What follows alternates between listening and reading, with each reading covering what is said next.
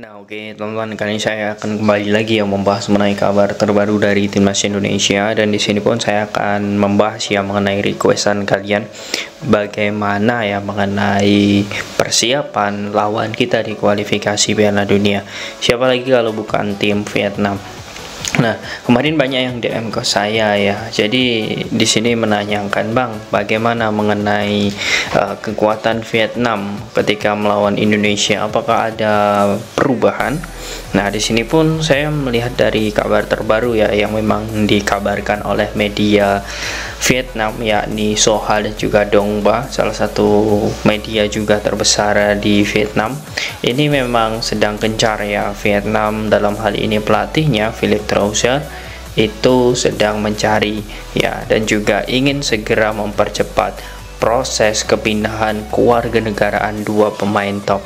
Nah, ini menurut saya akan menjadi hal yang sangat bagus bagi persaingan kedua negara ini, karena memang di dua laga ini di tanggal 21 Maret dan juga 26 itu jelas Indonesia dua kali pertandingan ini ingin mengincar semua kemenangan, sedangkan Vietnam juga tidak ingin diam saja jelas, karena Vietnam juga menginginkan bagaimana bisa di peringkat kedua menyusul Irak dan ini bisa terjadi bagaimana manuver pola permainan dan juga manuver apa yang bisa menjadi bagian penting dari sebuah tim ini.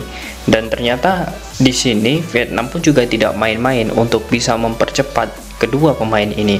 Oke, saya akan membahas satu pemain terlebih dahulu Oke, jangan lupa untuk bangun channel ini, silahkan kalian tekan tombol like, komen, dan juga subscribe, serta tekan tombol loncengnya agar kalian selalu mendapatkan notifikasi dari video-video saya selanjutnya.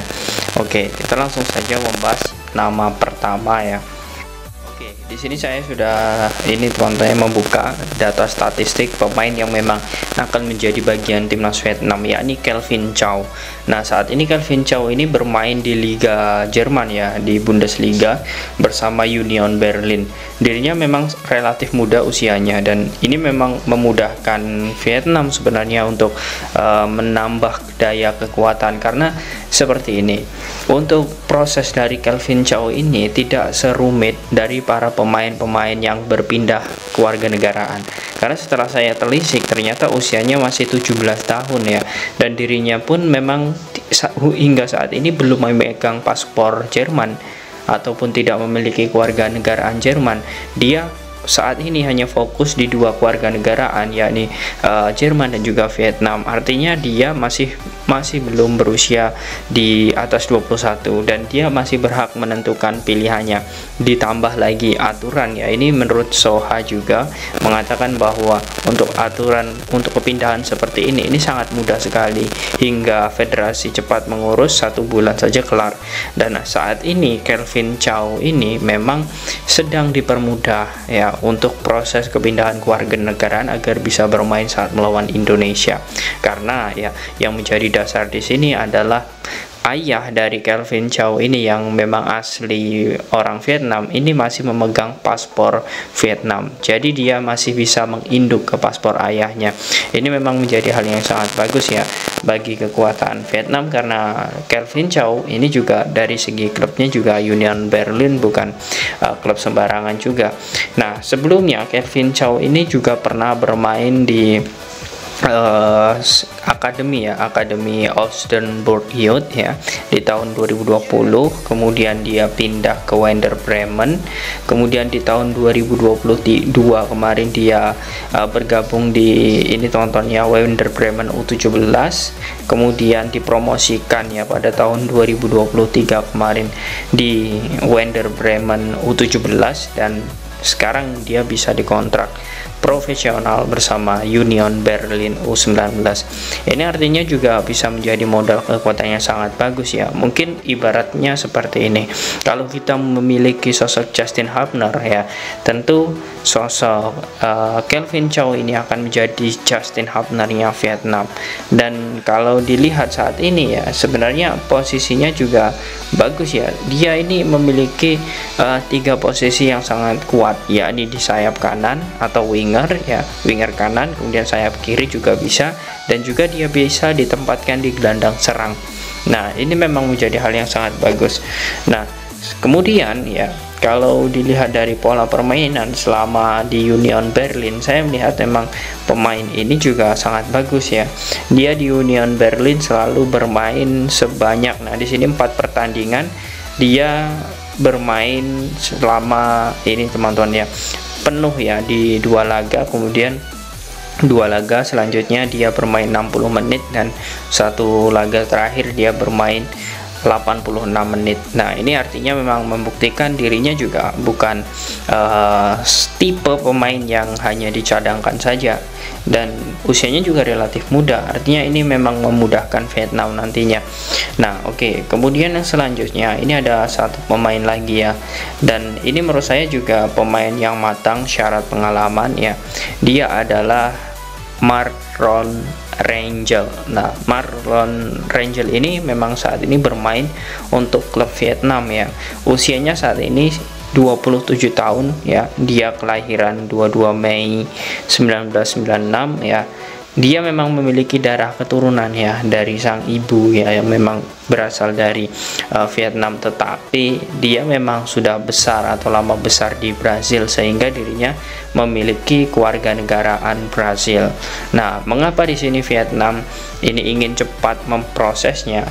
Karena memang dirinya saat ini ya itu membela salah satu klub Vietnam juga, yakni Maidi ya. Dia pun didatangkan sebelumnya ya dari klub asal Portugal ya, Valadares Gaia.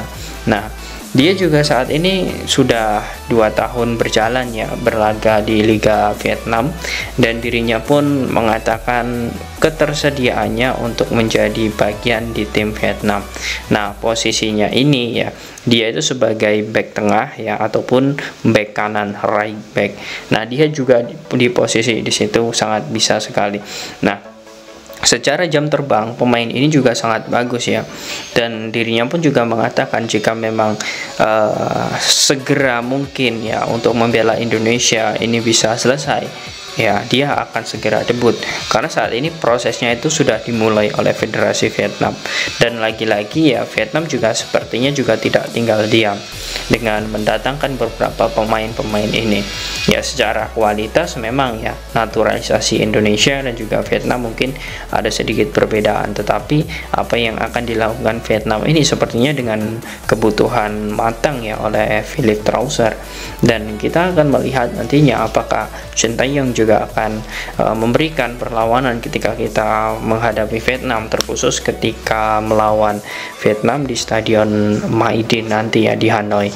Nah, itu yang paling penting, karena memang target Shin Tae-yong ini adalah menang, dan bagaimanapun juga ya pemain-pemain seperti Nathan Choaon ya, kemudian Jay Idas ini diharapkan bisa segera debut, karena memang apa yang menjadi keinginan Shin Tae-yong untuk mengangkat performa tim ini ya itu sudah dibangun dan direncanakan sejak lama, dan semoga saja ini segera terrealisasi.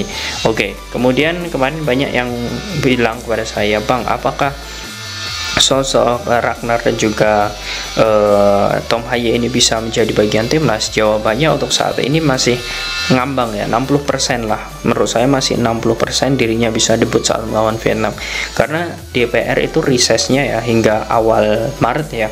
Kemudian kalau kita melihat setelah awal Maret nanti akan ada di komisi 1 atau 2, kemudian nanti baru ke pres ya, keputusan presiden. Nah, keputusan presiden itu kita tidak tahu tanggal berapa, kemudian setelah itu baru alih federasi atau kepindahan federasi.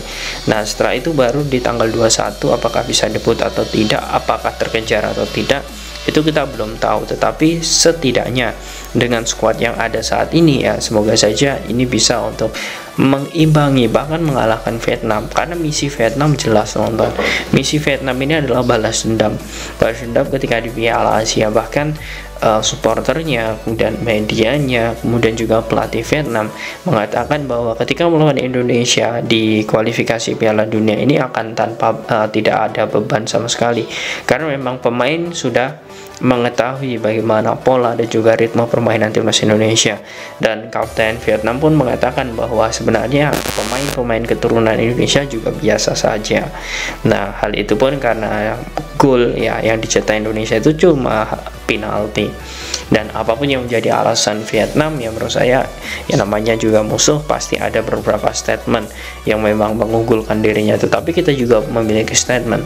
Artinya apa yang sudah menjadi bagian penting yang sudah dibangun oleh Sintayong ini, semoga saja nanti ketika melawan Vietnam di tanggal 21 di GBK ini akan mampu membungkam apa yang bisa menjadi statement dari pemain dan juga media serta supporter timnas Vietnam. Nah, bagaimana menurut kalian teman-teman dengan bertambahnya kedua pemain Vietnam ini? Apakah kalian yakin nantinya timnas Indonesia ini mampu untuk bisa menangkan 2 laga saat melawan Vietnam? Silahkan kalian tulis di kolom komentar.